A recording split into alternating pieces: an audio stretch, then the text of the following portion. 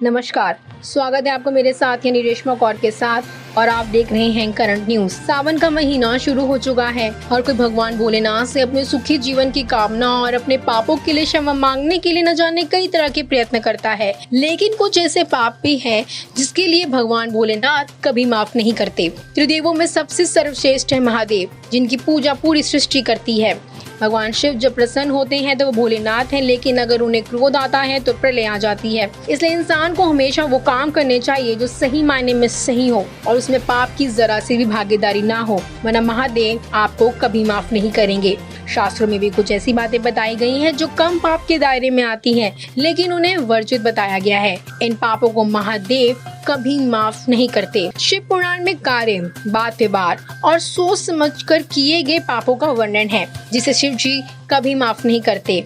ऐसे व्यक्ति हमेशा शिव जी के प्रकोप का भागी बने रहते हैं और कभी भी सुखी जीवन व्यतीत नहीं कर पाते। आप अपने दिमाग में जो सोच रहे होते हैं वो भगवान से छुपता नहीं, इसलिए भले ही आप बात या व्यवहार से किसी को नुकसान ना पहुंचाएं, लेकिन अगर आप मन में किसी के प्रति बुरा भाव लाते हैं तो आप पाप की श्रेणी में ही आएंगे। चलिए हम आपको कुछ ऐसे ही पापों के बारे में बताते हैं जो भगवान शिव को बिल्कुल पसंद नहीं और पुराणों में इन्हें वर्जित माना गया है। पहला, दूसरों के पति या पत्नी पर बुरी नजर रखना, उसे पाने की इच्छा रखना सबसे बड़ा पाप है और पुराणों में से सबसे बड़ा बुरा काम बताया गया है। दूसरा, दूसरों का धन पाना या उसे अपना बनाने की चाह रखने वाला भी भगवान शिव की नजर में अपराधी होता है। दूसरों के धन को हमेशा मिट्टी के समान ही समझना चाहिए।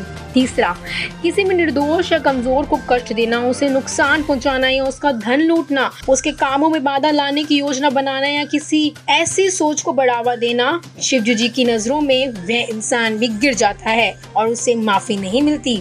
चौथा, अच्छी बातें भूलकर बुरी राह चुनने वाला भी पाप का भागीदारी होता है और उसे भगवान शिव कभी माफ नहीं करते। पांचवा, कभी किसी स्त्री पर बुरी नजर नहीं रखनी चाहिए, क्योंकि ऐसा करना संसारिक जीवन भोग पाना या धन से कभी संतुष्ट ना पाने के बराबर ही है। छठा, माता पिता को नुकसान पहुंचाने वाला या उन्हें तकलीफ देने वाला भी भगवान शिव की नजर से गिर जाता है। भगवान शिव उसे कभी माफ नहीं करते। ऐसा करना ईश्वर को दुख पहुंचाने के बराबर ही समझना चाहिए।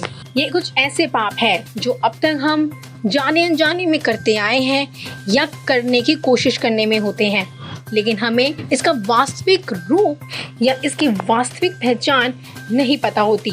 चाहे हम भगवान शिव की कितनी भी आराधना कर लें, लेकिन अगर हमारे मन में मैल है और हम इन पापों के साथ मैले हैं तो भगवान हमें कभी माफ नहीं करते। अब तक के लिए सिर्फ इतना ही। ताजा तरीन खबरों के लिए आप देखते रहिए करंट न्यूज। धन्यवाद।